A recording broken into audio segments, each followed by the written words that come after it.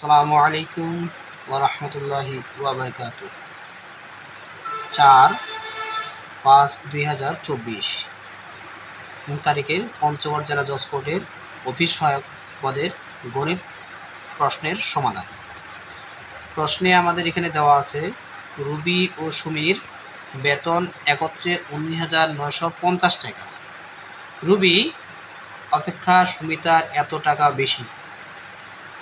Ruby ও সুমিতা প্রত্যেকের বেতন কত? আমাদের এই অঙ্কটা নিচে সমাধান করে দেওয়া আছে, জাস্ট খালি আপনাদের বুঝিয়ে দেওয়া হবে। আপনারা যেভাবে পরীক্ষা দিয়েছেন উত্তরের সাথে আপনারা মিলিয়ে নেবেন। আমাদেরকে প্রথমে লিখতে হবে সমাধান।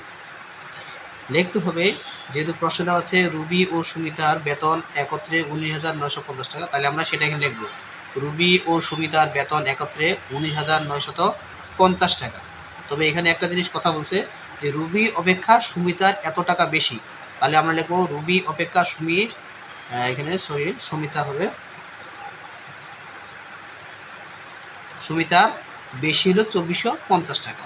এখন প্রশ্ন ছিল রুবি ও সুমিতা প্রত্যেকে কত টাকা পাবে, তাহলে আমরা যেহেতু একত্রে পেয়েছে আমরা একত্রটা এইভাবে লিখব, আর যে বেশি পেয়েছে তার বেশিটা এভাবে লিখব। তারপরে লিখব প্রত্যেকের বেতন, অর্থাৎ ওই 19,950 টাকা লেখার পরে যে বেশি পেয়েছে তারটা আমরা একটু যদি বিয়োগ করে দেই তাহলে বিয়োগ করে দেবো। এখানে বিয়োগ করে দেওয়ার পর যেহেতু এখানে রুবি এবং সুমিতা মোট হলো 2 জন, তাহলে 2 দিয়ে ভাগ করে দিলে আমাদের মোট রেজাল্টটা চলে আসবে। তাহলে 19,950 টাকা থেকে যদি 24,500 টাকা আমরা বিয়োগ দিয়ে দেই তাহলে আমাদের টোটাল থাকতেছে 17,500 টাকা। এই 17,500 টাকা এখন দুজনকে আমরা ভাগ করে দেবো। তাহলে 2 দিয়ে যদি ভাগ করে দেই তাহলে 7,850 টাকা করে প্রত্যেকে পাবে। তাহলে এখন আমরা অতএব রুবির বেতন হচ্ছে 7,850 টাকা, তবে সুমিতার বেতন কিন্তু 7,850 টাকা না, কারণ তার এখানে বেতনটা বেশি দেওয়া আছে। তাহলে সুমিতার বেতন 7,850 টাকা সে তো পাইছেই, প্লাস তার এই টাকাটা বেশি ছিল, তাহলে যেটা বেশি আছে সেটা টোটাল টাকা থেকে যোগ করে দিতে হবে।